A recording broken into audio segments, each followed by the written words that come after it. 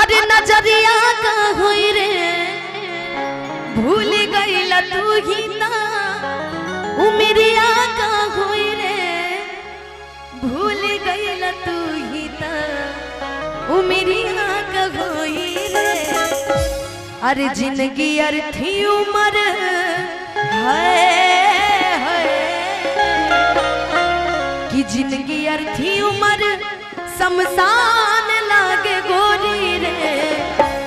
कि तोरा बिना दुनिया वीरान लागे गोरी रे कि जियते शरीरिया हो कि जियते शरीरिया बेजान लागे गोरी रे कि तोरा बिना दुनिया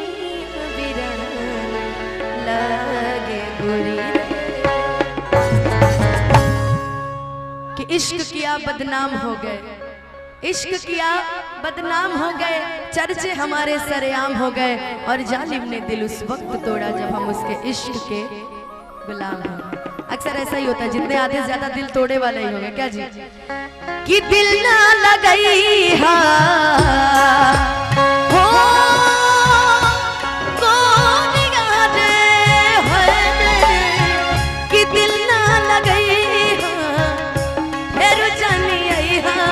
अब जा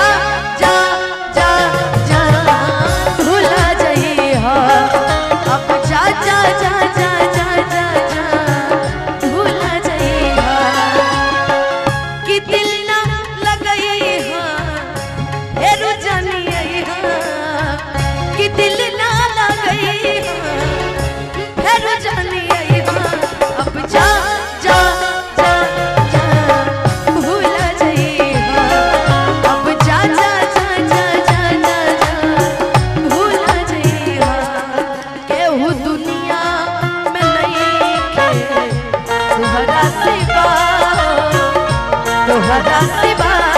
प्यार में नहीं थी गोरी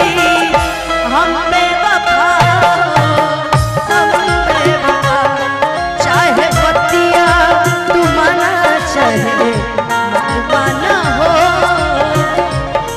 माना हो प्यार में नहीं थी गोरी हम बेवफा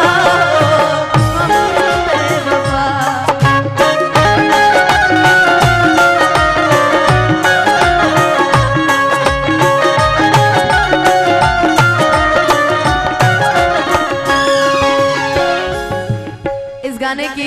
जिसको हम लोग जान कहते हैं और मेरे दिल के सबसे करीब जो लाइन है वाकई ऐसा हमेशा होता है अरशद भैया कि जिसको आप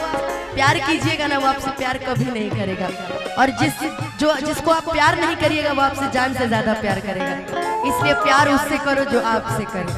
ना कि उससे करो जिससे आप करते हो। सही बात है, प्यार इज्जत भरपूर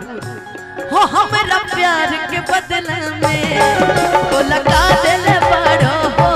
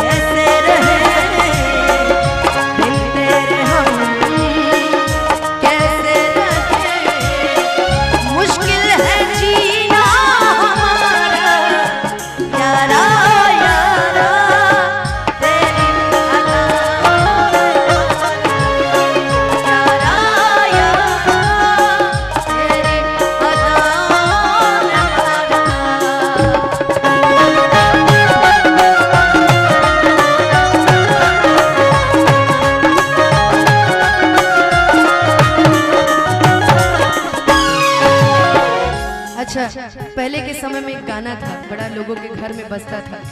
है तो देशभक्ति गीत की लाइन लेकिन बड़े प्यारे हैं। मैं कहीं भी रहूं ऐ सनम, मुझको है जिंदगी की कसम, फासले आते जाते रहे, प्यार लेकिन नहीं होगा कम। और हमारा भोजपुरी हर चीज में आगे है। हलचल भैया ने लिखा है, बड़ा प्यारा, कि जा जाई बूता जा ऐ सनम, देखे जिंदगी खातिर जखम, जानी सोचा हमारा बारे में, तहरा खातिर हमारा पायल न रहे, प्यार कल है परसों के कायल न रहे, भुला गईला ऐसे जैसे भायल न रहे, प्यार कल है परसों के कायल न रहे, भुला गईला ऐसे जैसे भायल। भैया कभी कभी कुछ ऐसे गाने होते हैं ना भी सुनने का मन करे ना भी गाने का, अगर रोना हो तो खाली बस सुन लीजिए। इस गाने की एक लाइन है, हो गंगा के पानी जैसन प्यारे की पवित्र,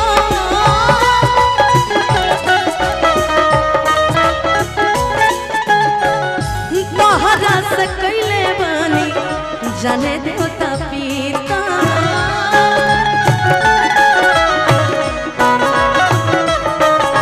कि गंगा के पानी जैसन प्यारे पवित्र, तहरा से कैले बानी जाने देवता पीता, तो हसे पहले के दिल में हमारा, तो हसे पहले के